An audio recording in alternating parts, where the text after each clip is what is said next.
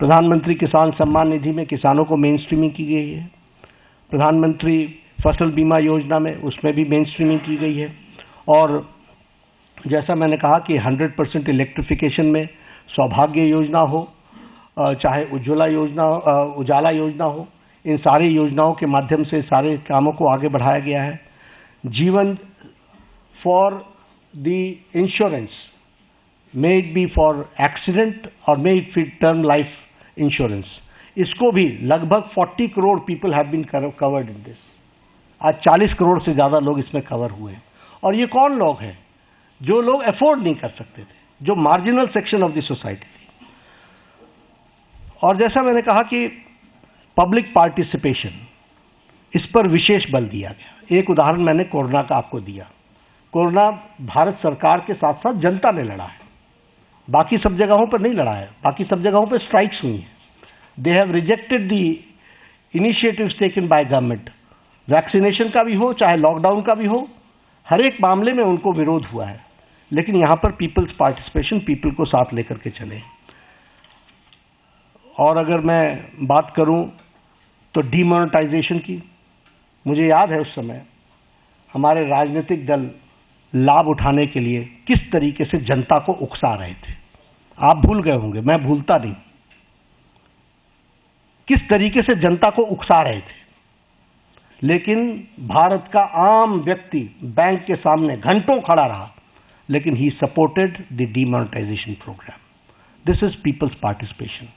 और ये मैं इसलिए बताना चाहता हूं कि लीडरशिप पर भरोसा होता है तो किस तरीके से जनता बिहेव करती है, this we have to understand. अगर मैं बात करूं न्यू एजुकेशन पॉलिसी की, यही देश है जहां एजुकेशन पॉलिसी को लेकर एजुकेशन की मिनिस्टर्स की कॉन्फ्रेंस एक साथ नहीं हो पाती थी। वहां आज हम एजुकेशन पॉलिसी पर एक साथ आ गए। क्यों?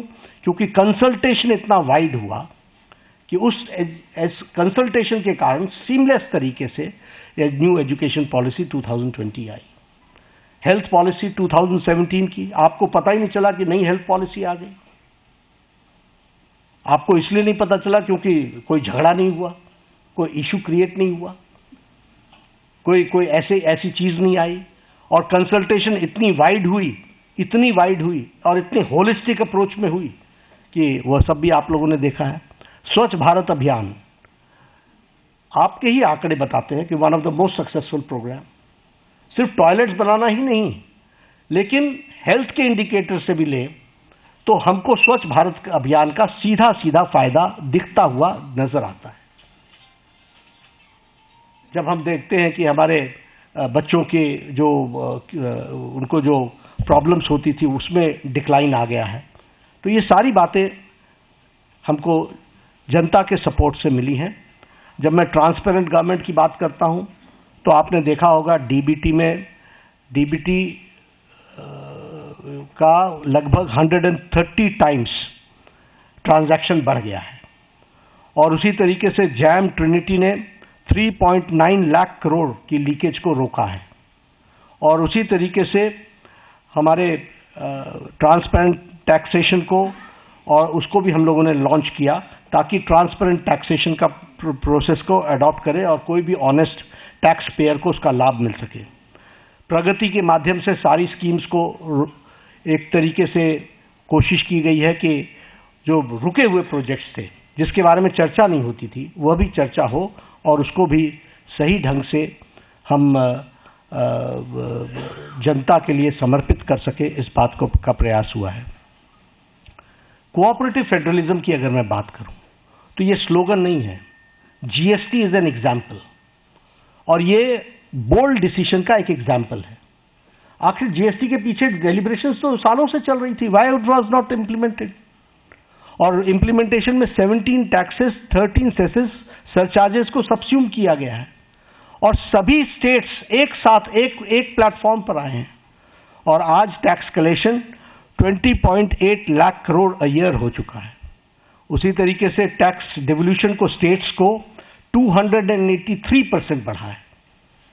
हमारे स्टेट्स, आपको मालूम है कि राजनीतिक कारणों से कुछ लोग हमेशा चर्चा करते रहते हैं स्टेट्स की अनदेखी हो रही है, स्टेट्स की अनदेखी हो रही है। The increase is 283% increase. और मैं बतौर हेल्थ मिनिस्टर कहता हूं कि जब भी कोई आता है, हम हमेशा सबको बोलते हैं, finance is not the problem, implementation is your problem. आप उसको इम्प्लीमेंट करो, फाइनेंस की कोई प्रॉब्लम नहीं। और हम इसको करके दिखा रहे हैं। उसी तरीके से हमारी नीति आयोग की रेगुलर मीटिंग्स होना, चीफ मिनिस्टर्स का पार्टिसिपेट करना, कोरोना के दौरान 11 फॉर्मल मीटिंग्स हुई। इसलिए कोऑपरेटिव फेडरलिज्म में सबको साथ लेकर के चलने का मोदी जी का मन और मोदी जी के द्वारा हमेशा उसको आगे बढ़ाने का काम किया गया है। और स्टेट्स को, और प्रधानमंत्री जी ने तो कई बार कहा है कि अगर देश को आगे बढ़ाना है तो हमको प्रदेशों को आगे बढ़ाना पड़ेगा। और ये एस्पिरेशनल डिस्ट्रिक्ट्स के लाने के कॉन्सेप्ट किसने दिया? ये मोदी जी ने दिया। ये स्टेट्स की ही तो डिस्ट्रिक्ट्स हैं जिनको मेन स्ट्रीमिंग करने का और उनको ताकत देने का काम किया जा रहा है। फ्यूचरिस्टिक गवर्नमेंट है। और फ्यूचरिस्टिक गवर्नमेंट अगर हम कहते हैं तो चाहे वो इंडिया का AI मिशन हो, फिर चाहे वो हमारा स्कीम्स को आगे बढ़ाने का हो, चंद्रयान 3 हो, आदित्य L1 हो, या फिर गंगायान मिशन हो, ये सब देश को फ्यूचरिस्टिक दृष्टि से कैसे देख रहे हैं उसका एक जीता जागता तस्वीर है। और फ्यूचरिस्टिक गवर्नमेंट का सबसे बड़ा एग्जाम्पल है विकसित भारत की कल्पना को साकार करना। उसके लिए हम कटिबद्ध हैं, उसको हम आगे बढ़ा रहे हैं। एक बात और मैं कहना चाहूंगा कि प्रधानमंत्री मोदी जी ने हर समस्या को सामने से कन्फ्रंट किया है। He has confronted from the front, कभी इधर उधर की बात नहीं की है।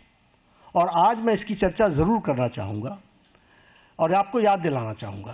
एग्जाम्पल्स मेरे पास बहुत है, लेकिन जब उरी की घटना घटी तो प्रधानमंत्री जी ने